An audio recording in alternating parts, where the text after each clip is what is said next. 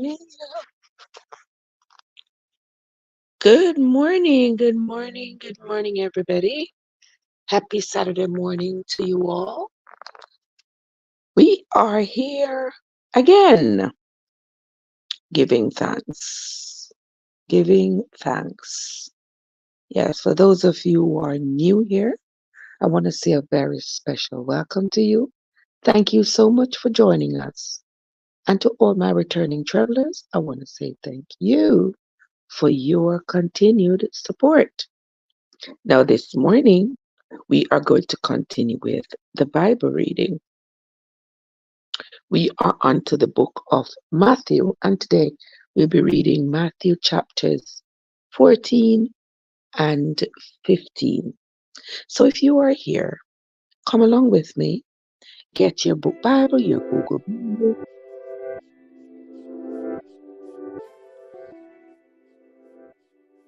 get your book Bible, your Google Bible, or whatever Bible source you have, and join me.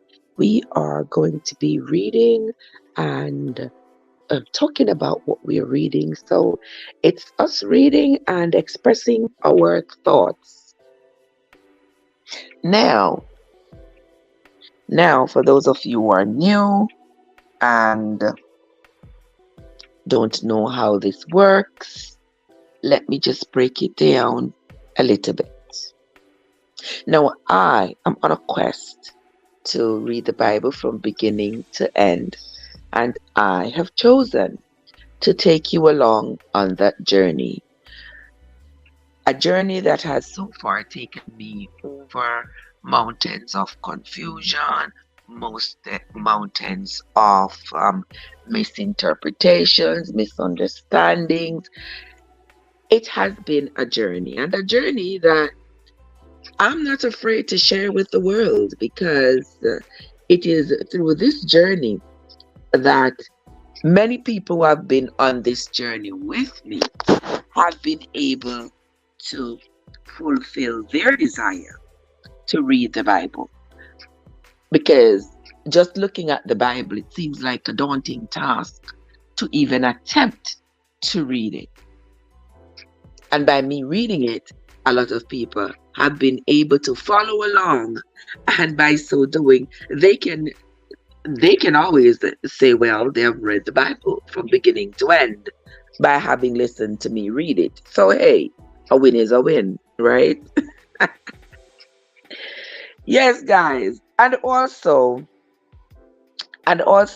because I do not endorse any particular religion or denomination, there's absolutely there is absolutely no bias. There's absolutely no bias in my reading. I just read as simply and as plainly as I would have read any other book. I am not pushing any religion onto anybody. I am not trying to dissuade anybody from their religion or their denomination. That is not my plan and that is not my business. I'm not into that business of convincing or converting anybody. And that is totally contrary to some people who I have met, not just on the internet, where they will try to convince, condemn, and convert you based on the Bible, but my Lord, they have never read it themselves. So they have absolutely no clue. They have absolutely no clue what it is that they are condemning you for. So with that, we by knowing that we know that when we hear people coming at us and fussing at us about anything that is in the Bible, we know better than to even stop to entertain the tomfoolery. Okay? But Sister Winsome similar. Mr. Winsome, me know similar, and I have been up. I have been up, but yesterday I didn't get a chance to, scroll through the internet and stuff like that. I opened my eyes yesterday evening, I started doing all that I had to do, you know. I have a life outside of the internet, right? Right. So I started to take care of that life outside of the internet. And it just, yeah, it took me until what, 10 o'clock, 10:30, 11 o'clock last night. I was just like, all right, then let me go sleep. So I did that. And I did not get to see a lot of what was going on in the world yesterday. So this morning when I got up at 4, me have to take a peep over upon the top. Me have to go listen to the nightly news and catch up on what's going on. A lot has gone on since then, right, Michael? So guys, I am here this morning. I am here, you are here, we are here. So get on a Bible and make we read St. Matthew chapter 14 and verse 15. The last time we read a few days ago, we read about Jesus sending out his disciples to go heal the people. And as I told you all before, that there was just one thing that I read there that was quite interesting, because Jesus was sending out his disciples. He said he had given them the gift of healing and performing miracles and stuff, and he wanted them to go out and do the same. But he didn't want them to go into the strange countries, which meant that they were only to stay in Israel and Israeli territories. But in the event that they were captured by the enemies, he didn't want them to worry about what to say, because he made them aware, as I'm sure they were aware already, that the enemies were going to be coming after them. They were on a path to being arrested and being charged with disturbing the peace or with something, because the people around them, the countries around them, they were not happy to know that here comes a Jew who everybody is starting to follow, and that Jew I mean is Jesus. The other countries around Israel were not happy that here comes a Jew who everybody is seeking to follow. They did not like that, because they have always gone out of their way to ensure that the Jewish people around them were not represented, they were trodden, they were meant to feel as though they did not belong, and the disparities that existed at the time meant that the Jewish people were not seen as much. They didn't seem to be worth much in the eyes of the surrounding countries. So to see a Jew rising up, teaching and preaching and performing miracles, can you imagine? The people around them was not, they didn't just feel threatened that he was going to be now as great as David and conquer the region and be able now to reestablish the dynasty of Israel that had existed hundreds of years prior. But they were concerned now that his presence was now going to threaten their existence. So they wanted nothing to do with him or what he was doing or anybody who was associated with him. But one instruction he gave to the disciples, and he told them not to go into these strange countries. And he also told them that whenever they entered into a home where they were going to perform miracles, they should ensure that the person they are performing the miracle on is one of them, and one of them meaning a Jew. That was rather interesting. But I'm not going to dwell on it. I'm not going to say too much about it. We are going to continue with the reading, and I'm sure as we read along, we might come across an explanation for that or a justification. But in any event, we're still going to continue with the reading. Fair enough? Fair enough. Fair enough for me. All right, Billy is here. Let me acknowledge some people who has rolled into the place. Billy and Sean, James and Don. Is not Don, that's on Bon Bibon. And there is an evangelist, Magdalene here, and James and everybody else. Welcome into the live, guys. Thank you all so much. Happy Saturday morning to you all. Thank you all so much for coming. Now, let us get on with it, right, Sister Winsome? Get your book Bible or Google Bible, whichever one, and come along with me, guys. Let us begin the reading. St. Matthew chapter 14.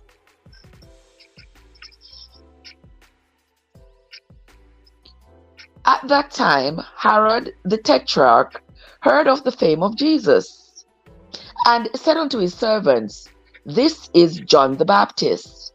He is risen from the dead, and therefore mighty works do show forth themselves in him. For Herod had laid hold on John, and bound him, and put him in prison for Herod's sake. Hold on. You know, funny, something is funny, guys. Anytime I read the Bible, I always, more than always, I should say, end up finding some information that in all my 50 plenty years that I've been on this earth and going to church and uh, reading the Bible, and hearing preachings and stuff, some of these things I never know. Y'all remember the day before yesterday, or the last day we read the Bible? Which day was that? Wednesday, I believe it was. Y'all remember when we were talking about the disciples? I know a lot of you, just like myself, did not know all the name of the disciples. And here I am again, reading something else, making another discovery. I love making discoveries, actually. But let us read right there again. For Herod had laid hold on John and bound him, and put him in prison for Herodias' sake, his brother Philip's wife. Oh, you hear that? For Herodias' sake. So Herod had put John in prison for Herodias' sake. Herodia was his brother Philip's wife. So hold on now, let me write this down. I gotta write it. So Herod had a brother, and his brother's wife. Herod had a brother named Philip, whose wife was Herodia.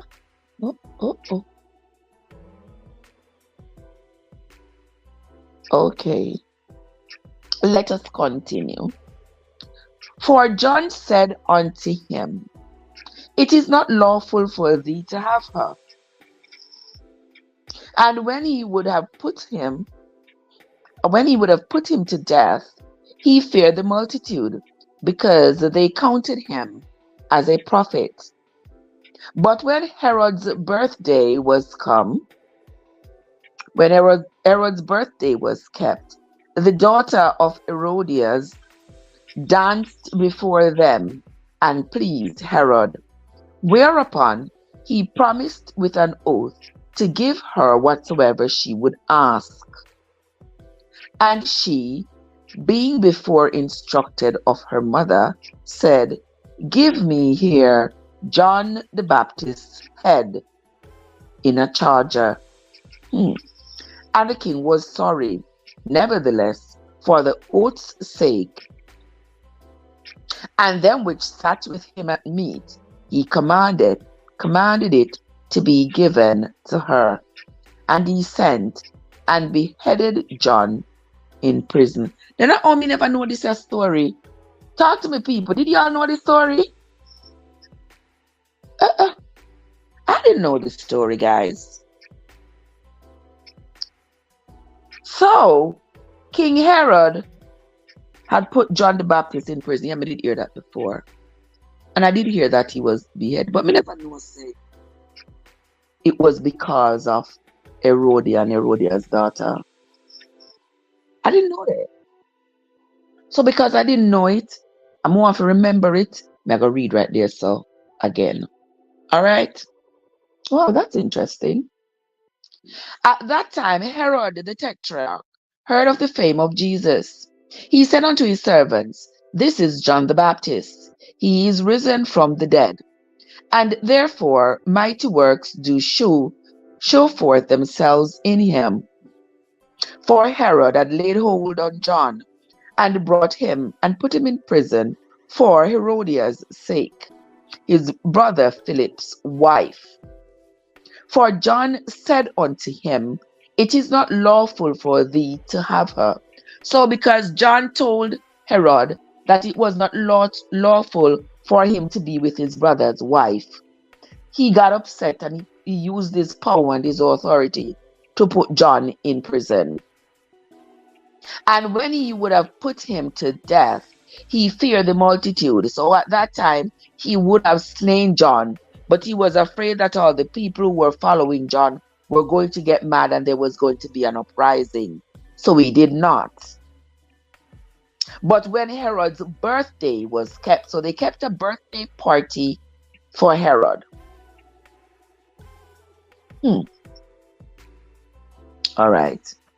But when Herod's birthday was kept, the daughter of Herodias danced before him, and it pleased Herod.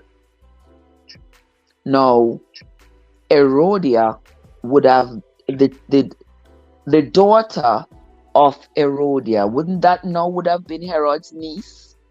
Because Herod's brother Philip was married to Herodia. Okay, so that means his niece would have danced at his party and he was pleased with it. Whereupon he promised with an oath to give her whatever she wanted. And she, being before instructed by her mother, said, "Give me here John the Baptist's head in a charger." So her mother had before told her they had had that conversation, and the mother had expressed that she wished John the Baptist dead. And so now the daughter saw the opportunity to let it happen. And so she told her uncle that that's what she desired. And he let it happen. And even though he did not want to, King Herod didn't want to slay John the Baptist himself. He did not want to slay John the Baptist because remember, he was concerned about the uprising of the people. But because he had taken an oath, he had to honor that oath of giving her whatever she wanted. You see, that's why, guys, I tell you, we're not supposed to swear and take oath on them something, you know, because for those of you who have a strong desire to follow the Bible down to the T, you realize that if you take an oath, you're supposed to carry it out according to the Bible. Yeah, you're supposed to carry it out. You know, people like to say, and I'm just going to quote here, people like to say, myself, if I'm not true. So you mean, so when you find out that it is not true, whatever it is that you were talking about, you're supposed to look yourself? All right. Taking oaths are not good.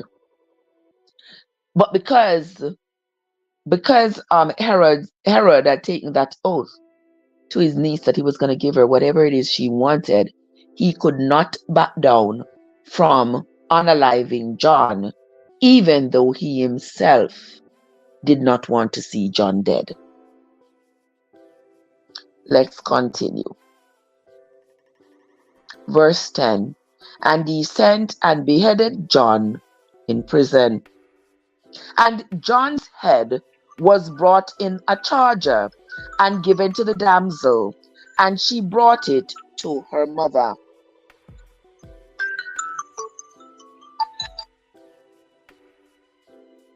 Okay. And she brought it to her mother. And his disciples came and took up the body and buried it, and went and told Jesus. When Jesus heard of it, he departed thence by ship into a desert place apart. And when the people had heard thereof, they followed him on foot out of the cities. And Jesus went forth and saw a great multitude, and was moved with compassion towards them, and he healed their sick. And when it was evening, his disciples came to him, saying, This is a deserted place, and the time is now past. Send the multitude away, that they may go into the villages and buy themselves victuals. And Jesus said unto them, They need not depart, give them something to eat. And they said unto him, We have here but 5 loaves and 2 fishes. And he said, Bring them to me. And he commanded the multitude to sit down on the grass, and took the 5 loaves and the 2 fishes, and looking up to heaven, he blessed and brake, and gave the loaves to his disciples, and the disciples to the multitudes. And they did all eat, and were filled.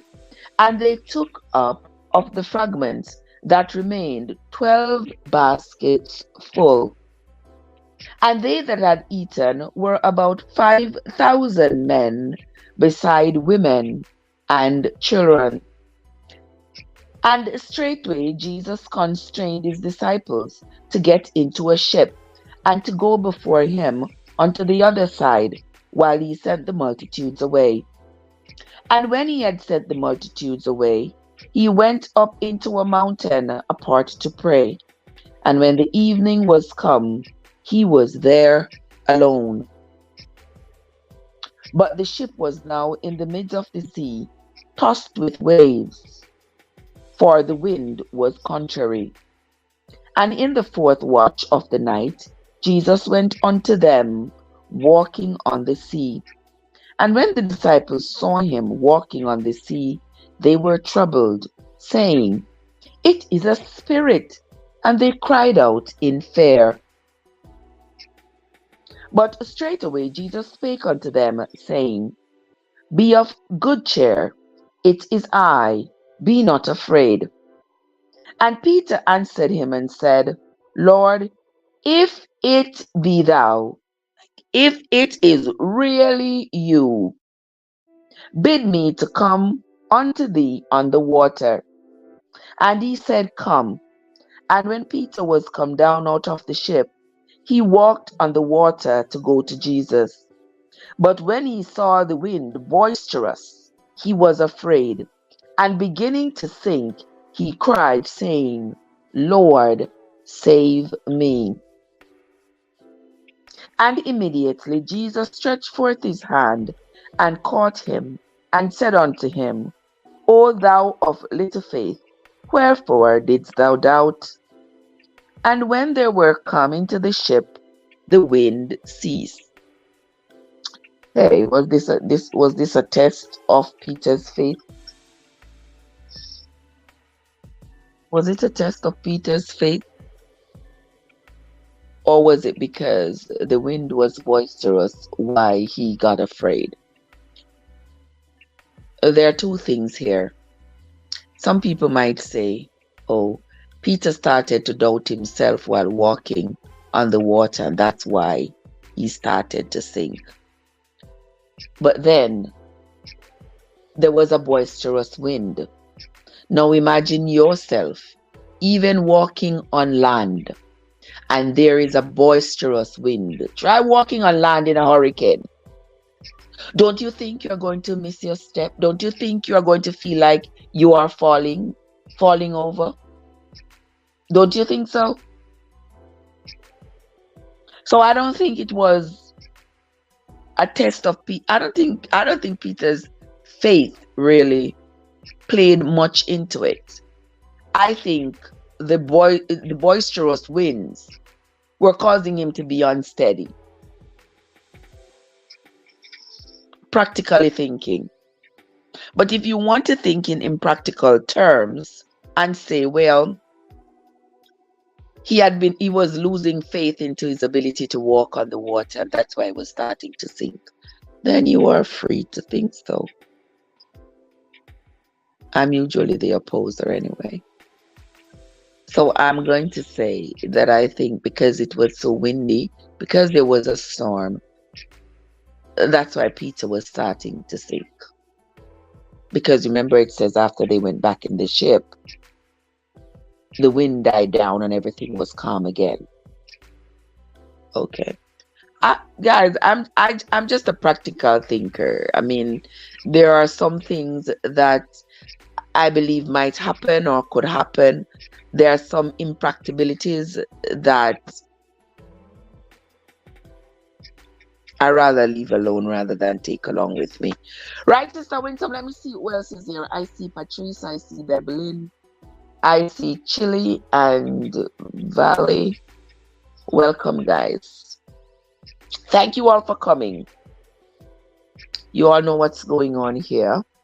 I am doing my morning's reading of the Bible in my desire, in my quest to read the Bible from beginning to end. Now, this is not your typical Bible class. I am not teaching you anything about the Bible. I am not qualified to teach you anything about the Bible.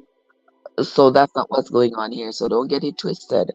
What I'm doing though is reading it. So at least if you follow me, read it, you can at least take credit and say, well, you have read the Bible from beginning to end.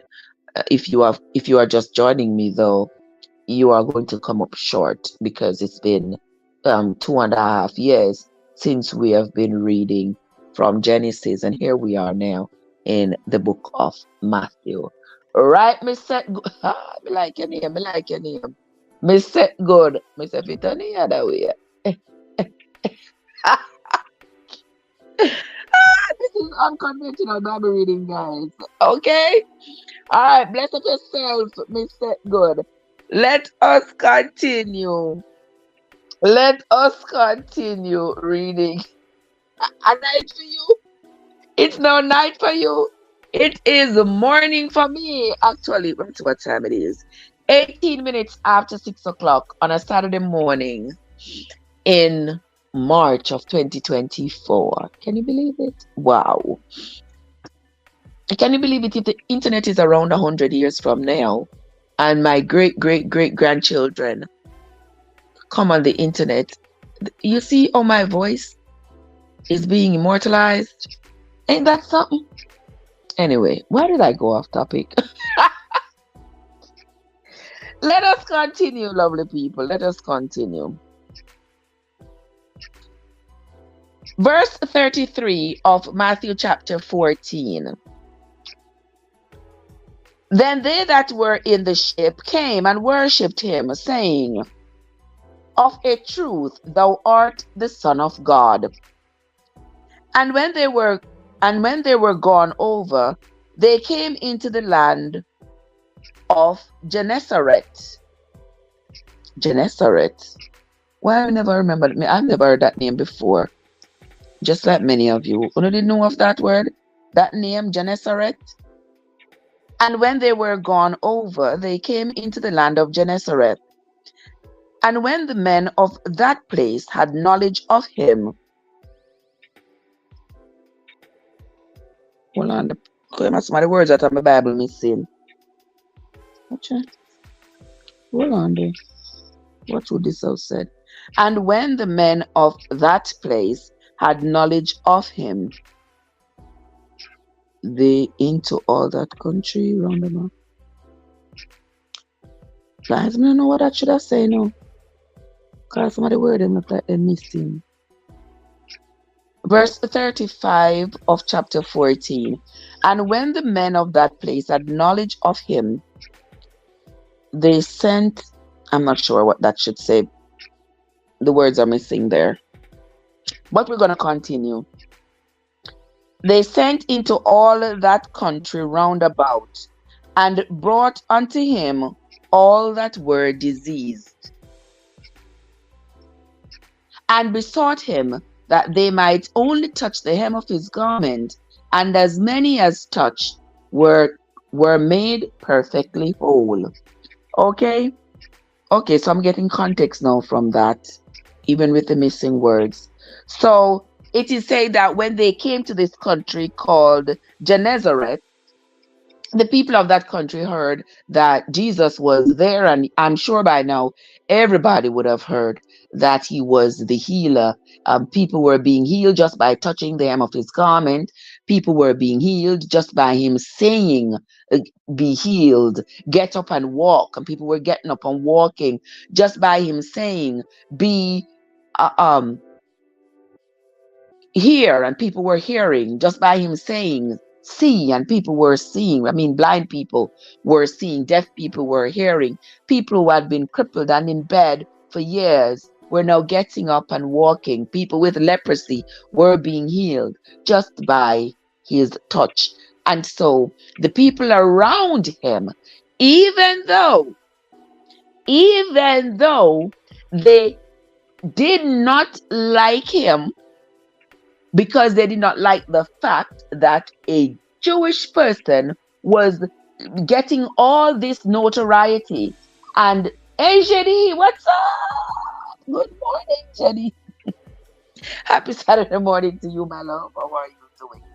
So even though the people around were not happy that a Jew was this powerful and was gaining this much notoriety, they were still lining up to get healed. Ain't that something? They would take the healing. Them don't want to have nothing to do with him, you know. They don't want to have anything to do with him. But if he's making the blind see, you will go and line up all of the blind people them and let him heal them. If he's making the deaf hear, we're going to line up all our deaf people and let him heal them. If he's making the sick, if he's healing the sick, come, bring all of our sick people. Bring all of our people who are disabled and crippled and bedridden. Bring them all and let him heal them. But because he's a Jew, we still got nothing to do with him. I don't notice that people have the same attitude these days. People have the same attitude. If you are able to do something for them, they will use the daylight out of you. You hear me tell you? They will, they will use you down to their bone. But deep down in their heart, they hate the guts out of you. They got nothing. Give him money. Should he say, give him my name? Girl, I tell you. Let me tell you. It is, this thing is pervasive even now. You understand? People, if you allow yourself up to people, they will use you till they can't use you no more. They will use you to fulfill every desire of theirs. You understand? And in the end, deep down in their heart, they got nothing to do with you. When them done use you, you can't go dead for all them care. Thank you, Shelly. Thank you all for the likes, guys. Yes, you can't go dead for all they care. Because they have already They have already gotten what they want out of you. And some of them will even be bold enough to look you in the eyes and tell you straight up, me done with you. Me get everything when me want. And me done with you. And you could have even dead for all I care. Yeah, man, some of them bold like that. Yeah, man, some of them bold like that. I'm telling you. Miss Set Good, thank you for the roses. Saturday morning, Saturday morning. When I was growing up, you see like, oh, this is Saturday morning, It's now 6:25. When I was growing up, we wouldn't be out of bed yet because it's kind of early. But you see, by 7 o'clock, you better get up. By this time, your shoes already clean. Your frock, your frock already hang up behind the door. So you know which frock you're going to wear. Your socks in your shoes, you know which shoes you're going to wear. You know them little butter shoes with the little strap come over the top? Yeah. You know which shoes you're going to wear. Your socks in your shoes. Your slip and your panty put on the chair over there, so. And your frock hang up behind the door. So you see when 7 o'clock come, our mommy say, go bed. No matter how cold it is, you better try going out the door, go bed. Right? Hurry up and come in because when 8:30, you're going to eat breakfast. And you see by 8:45, the latest 9 o'clock, you're out of the house at church time. At church time. But anyway, you're going to eat a little piece of pudding and drink a little mint tea. Oh, anybody here had my kind of life growing up? I don't say if you're Jamaican, you must. There's no Jamaican that have one unique kind of life growing up. Most of us share the same kind of life. Yeah. On a Saturday morning, no fire nor make up, no fire nor make up, no porridge nor cook. No. The tea already in the thermos from last night and the pudding already baked from yesterday. All right, Shady? All right, Mr. Good? You hear me, Richard? Okay. And so this morning, you're going to eat one little piece of pudding and drink some tea and be off to church. Let us continue. Let us continue reading. Hey, Mike, what's up? Good morning, guys. We are reading from the book of Matthew this morning. Matthew chapter 14 has been quite interesting. Quite interesting. But we are finished reading that now. We are moving on to Matthew chapter 15. This is the second and last chapter for the morning. All right? So read along with me, guys. Get your book Bible. Get your Google Bible. Whichever Bible you have, come read with me. Or just listen. All right? Then came to Jesus scribes and Pharisees, which were of Jerusalem, saying, why do thy disciples transgress the tradition of the elders? For they wash not their hands when they eat bread. I wonder why them nasty so. Why them not wash their hands? But he answered and said unto them, why do we also transgress the commandment of God by your tradition? For God commanded, saying, honor thy father and mother, and he that curseth father or mother, let him die the death. But he say, whosoever shall say to his father or his mother, it is a gift, by whatsoever thou mightest be profited by me. You know, so I just say a whole heap of things there, so people. I just say a whole heap of things there, so. And I need to read it again. Let's read it again. Then came to Jesus scribes and Pharisees which were of Jerusalem. Okay. So the scribes and the Pharisees, these were Jewish scribes and Pharisees. They were from Jerusalem. And they came to Jesus and said, "Why do your disciples transgress the tradition of the elders? For they wash not their hands when they eat bread." So the tradition, the Jewish tradition, is that they wash their hands before they eat bread. But here now, the disciples were not washing their hands before they eat bread. And the scribes were concerned. The scribes and the Pharisees, they were concerned. So they brought this concern to Jesus. Now let's hear what Jesus said to them. But he answered and said unto them, "Why do ye also transgress the commandment of God by your traditions?" All right, and flip it on them. You are come a complain, but them not washing their hand. You not follow the tradition either. Let's see what tradition he's talking about that the scribes and Pharisees are not following. For God commanded, saying, "Honor thy father and mother, and he that curseth father or mother, let him die the death." Okay, that means the scribes and the Pharisees were not honoring their father and their mother. But he say, "Whosoever shall say to his father or his mother, It is a gift, by whatsoever thou mightest be profited by me."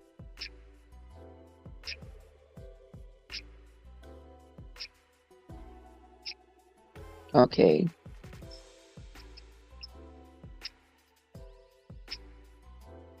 That kind of... All right. To Mr. Good here, so Mr. Good said, he means not physically washing hands, but respect. You think so? You know something? Sometimes when I'm reading the Bible, I am tempted to paraphrase it or to say what I think it means even before I read what it means. And I am trying to not do that, because oftentimes when the Bible says something and it's a little shaky in its explanation or its understanding, as you continue to read in the context of what was being said, you find an explanation. So I don't like to jump on to the conclusion. She said, "Respect thy mother and father. If not, your hands are dirty." Okay. All right. So all right. So we are going to continue reading. Let us continue reading. I'm sure the confusion will be cleared up as we read along.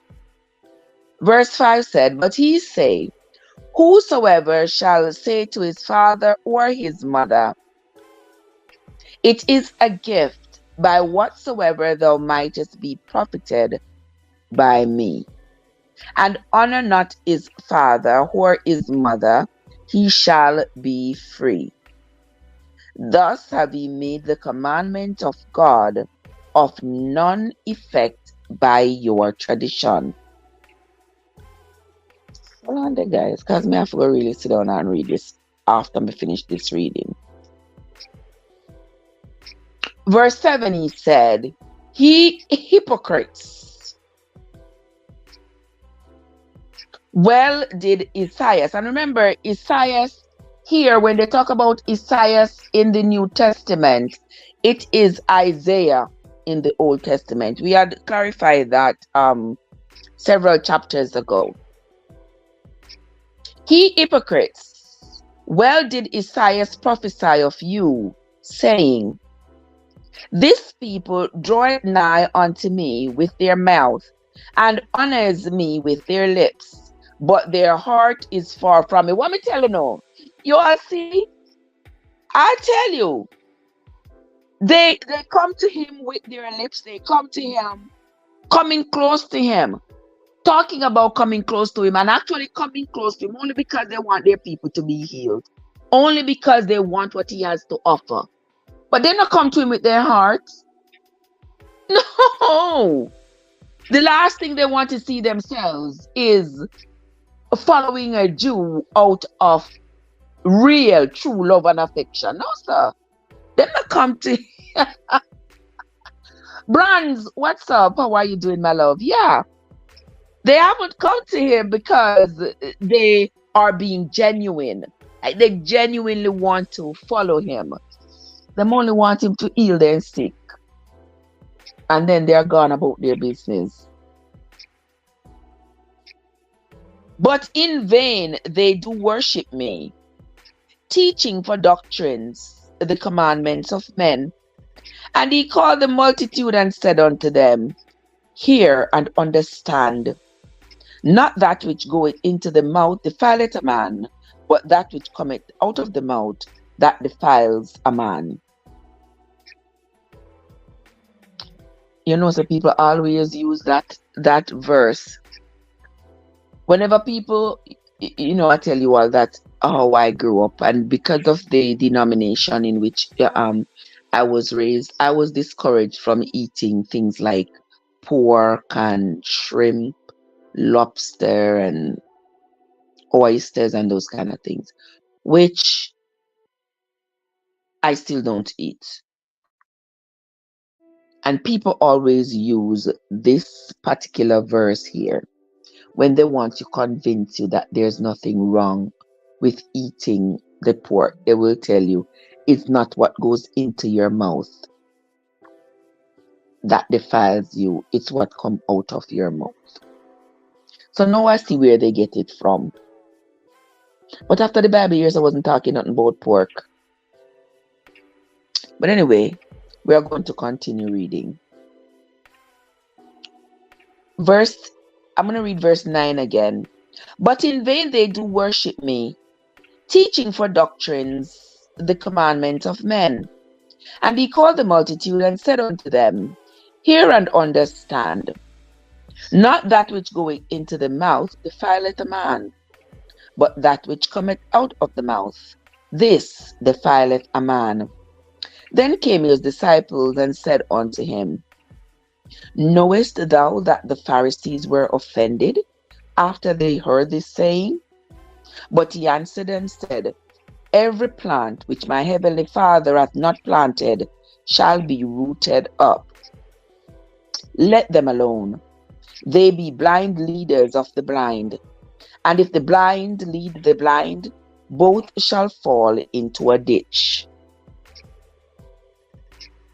Then answered Peter and said unto him, declare unto us this parable. So Peter is asking him to explain that parable that he had just said, you know. If a blind lead the blind, they shall both fall in a ditch. And let's hear Jesus give the explanation to Peter. And Jesus said, are ye also yet without understanding? Oh Lord, Jesus asked him, you don't have no sense, you don't understand when we talk. Do not ye understand that whatsoever enters into at the mouth goeth into the belly and is cast out into the draught? Okay? But those things which proceed out of the mouth come forth from the heart, and they defile the man. What better explanation do you want? Because whatever you eat, yeah, somewhere you eat is just for sustenance. It goes in your belly, goes out in your poop. But think about it. Your thoughts are not that tangible. Your thoughts come from a different place. Nobody else can organize your thoughts but you. It is coming from an intangible place. So whatever it is that you are thinking, whatever it is that has corrupted your thoughts, when you speak those thoughts, then it only shows who you are. And that's the only way people are going to know what's going on inside of you, is by what comes out of your mouth. Fair enough? Because I could just sit here, and look. I could sit here and look for an entire day, scanning the room, scanning the internet, just looking. And nobody would know what I'm thinking unless I open my mouth and start to speak. And then the listeners start to evaluate what I'm thinking. Just like when people text me and say, Trev, believe in a God, you know. I'm sure it is because they are listening to me read the Bible, and they're listening to me give my own interpretation on my understanding of what I am reading. And people are subtly drawing conclusions and asking me these kinds of questions. And I mean, I don't care. I don't get offended, but I don't get offended by people just asking the question. But when people start to go down the rabbit hole of, you're blaspheming and you're going to hell and something right there, so me draw the line. Me draw the line in the sand right there. No, we ain't doing that. We ain't going there. All right? Because me I try to read the Bible for myself to understand. And I don't want nobody using no scared tactics to control my thoughts. And I am bold and brave enough to express my thoughts, because my thoughts are my thoughts. And I express my thoughts based on what I am reading. And that sometimes I find, some people find it to be problematic. And the only reason why they do, guys, is because Christians on a whole don't like to hear any opposing views, especially when it comes to the Bible. A lot of Christians believe that once you are reading the Bible, whatever it is that they believe is what you are supposed to believe as well. But the funny thing about that, why I do not subscribe to that. Do you all notice that in the Christian religion,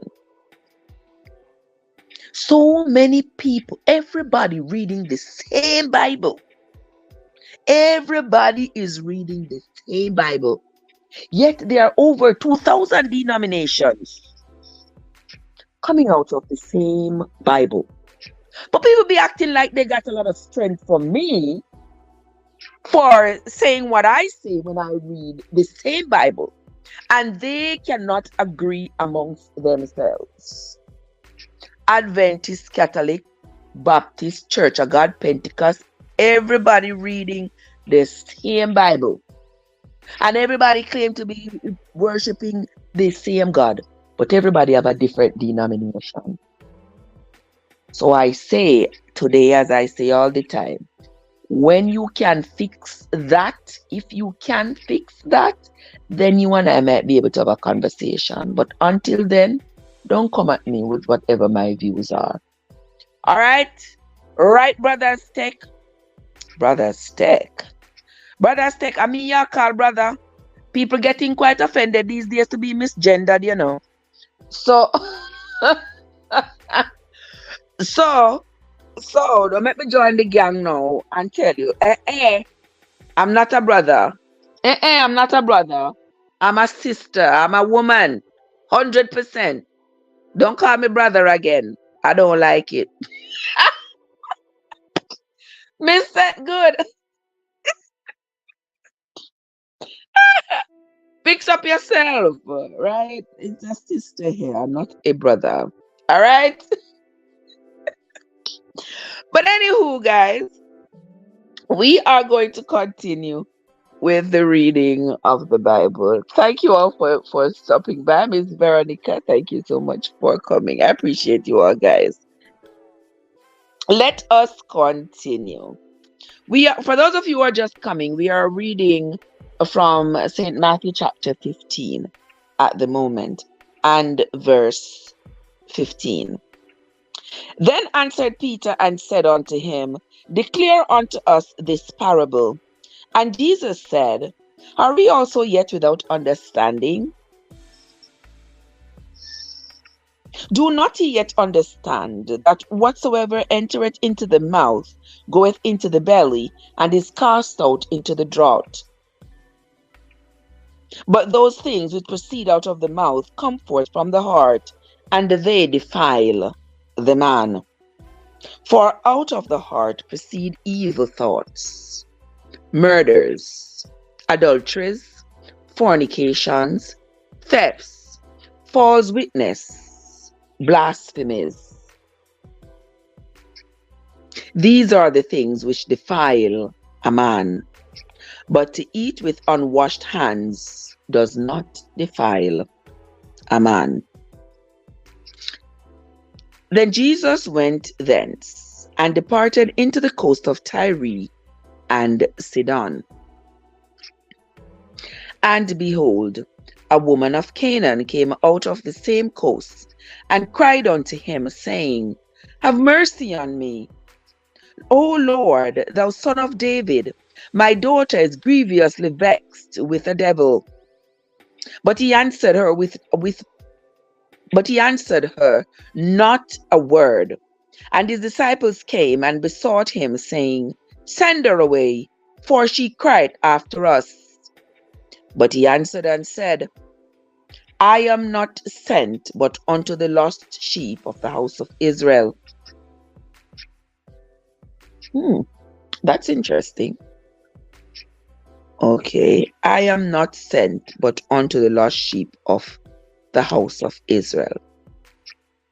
So he's come, he's being sent to redeem the lost souls of Israel. But this woman is from Canaan. So is that why he didn't answer her as she was calling out to him? All right, let's continue. Then she came and worshipped him, saying, Lord, help me. But he answered and said, It is not meet to take the children's bread and to cast it to dogs. What? What?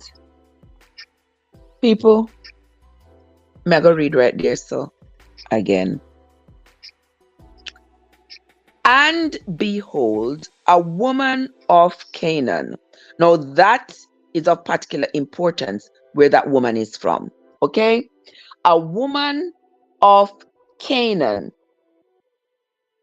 came out of the same coast and cried unto him, saying, Have mercy on me, O Lord, thou son of David. My daughter is grievously vexed with a devil. But he answered her not a word. That means he did not answer her. He ignored her. And his disciples came and besought him, saying, Send her away, for she's crying after us. But he answered and said, I am not sent but unto the lost sheep of the house of Israel. Meaning, what it says, I am sent here for the lost sheep of Israel, not for anybody else.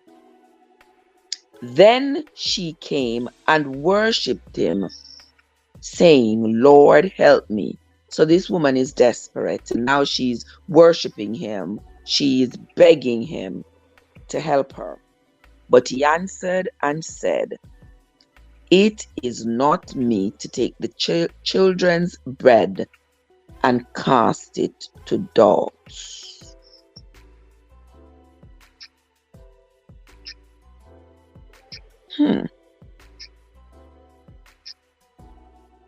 Now, I know not gonna say, well, let me hear how Trevor gonna interpret that now.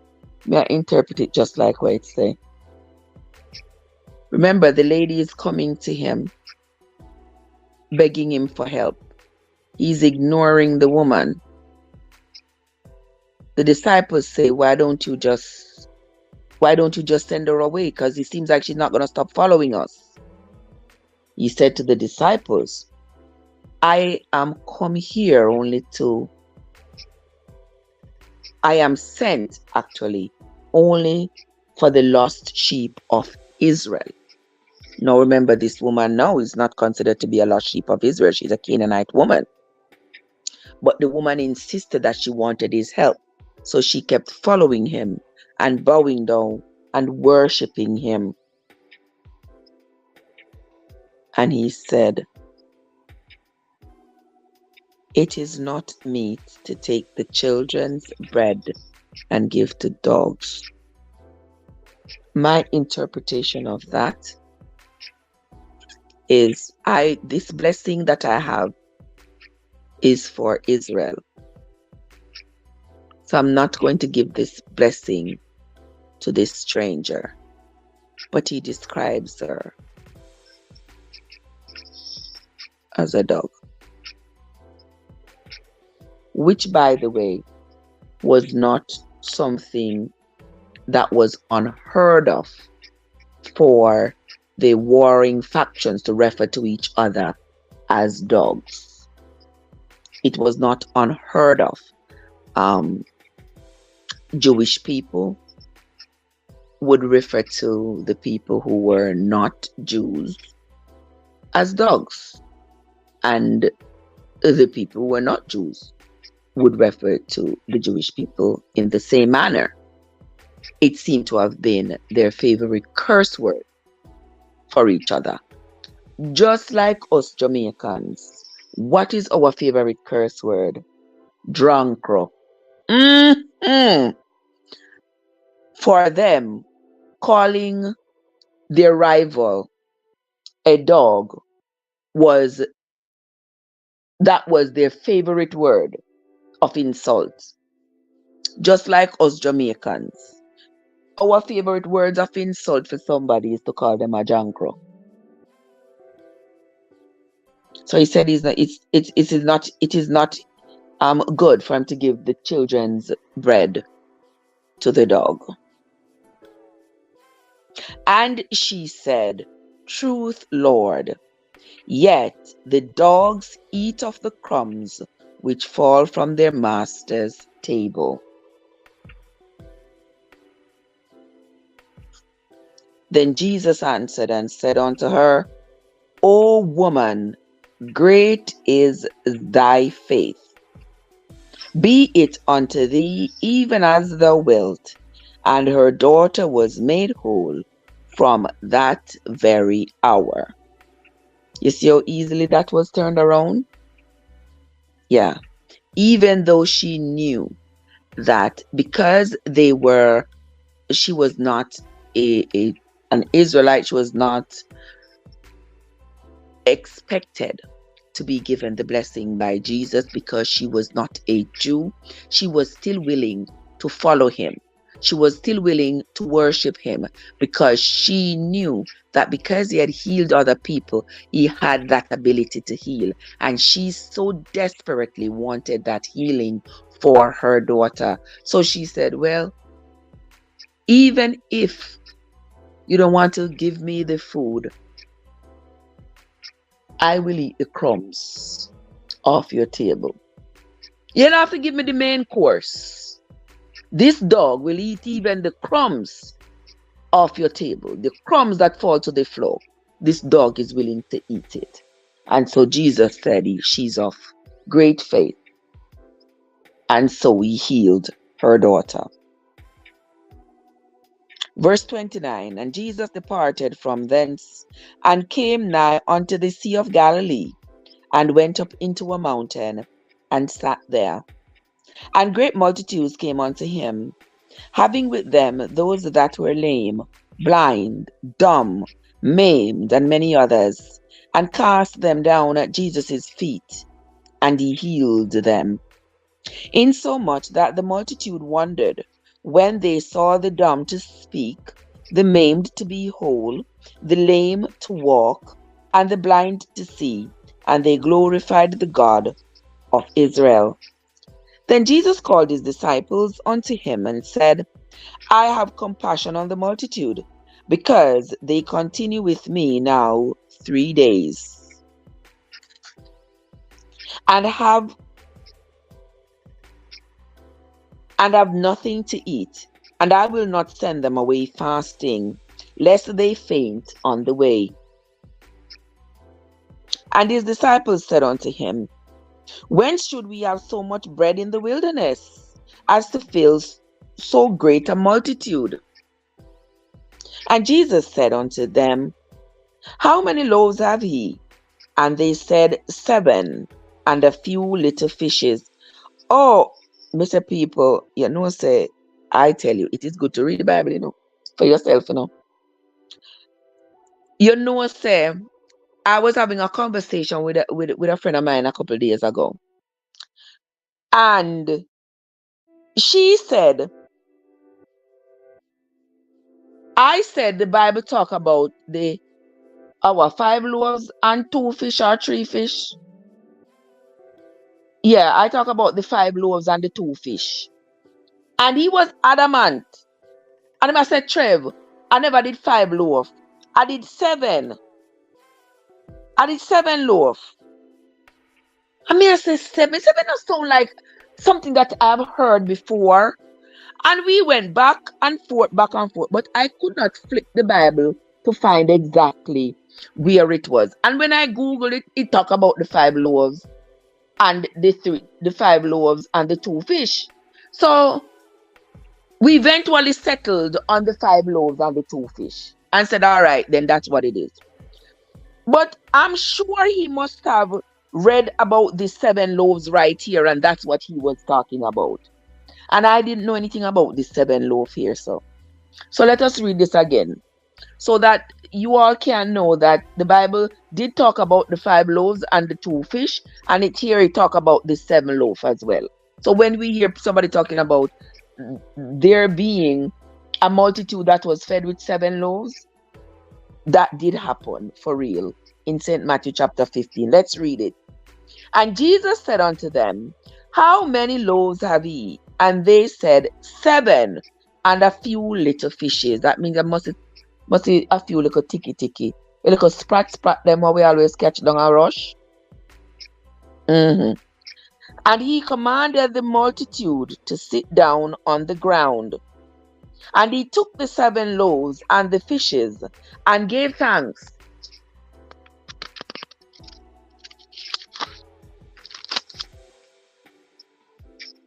And brake them, and gave to his disciples, and to the multitudes of people.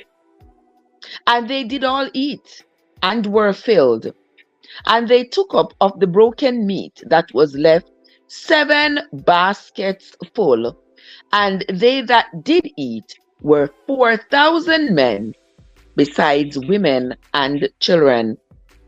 And he sent away the multitude, and took ship, and came into the coasts of Magdala. Wow. So it was that was 2 times. That was 2 times that he fed the multitude with bread and fish, but little bit of bread and fish was stretched to feed a multitude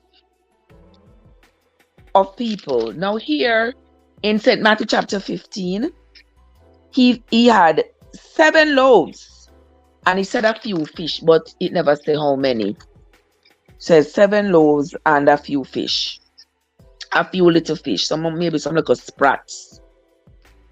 And he used it to feed 4,000 men, plus women and children. And here in chapter 14, he had 5 loaves and 2 fish. And that he used to feed 5,000 men, women and children. Okay. So now I know. I know I'm not alone, because I know many of you here who never know either. Y'all didn't know that it was 2 times that he did this. Well, he probably did it more times, but as is documented here in the Bible, I only ever heard about the 5 loaves and the 2 fish. Well, there are the 5 loaves and the 2 fish that was used. The 5 loaves and the 2 fish that was used to feed the 5,000 men, plus women and children. And then there was the 7 loaves and the few fish that was used to feed the 4,000 men and women and children. Oh, interesting, isn't it? Very interesting. But that's where we are going to come to the end of this morning's reading. We have gone over the hour. This is where we are going to come to the end of this morning's reading. I want to say thanks to everybody who came into the live. Those of you who commented on the live, I sincerely appreciate you. The loves and the likes, I sincerely appreciate those as well. Miss Set Good, I appreciate you, my dear. Thank you so much for having come. Miss Chidi, thank you so much for having come into the live. There are so many people who came into live. I can't remember the names of everybody.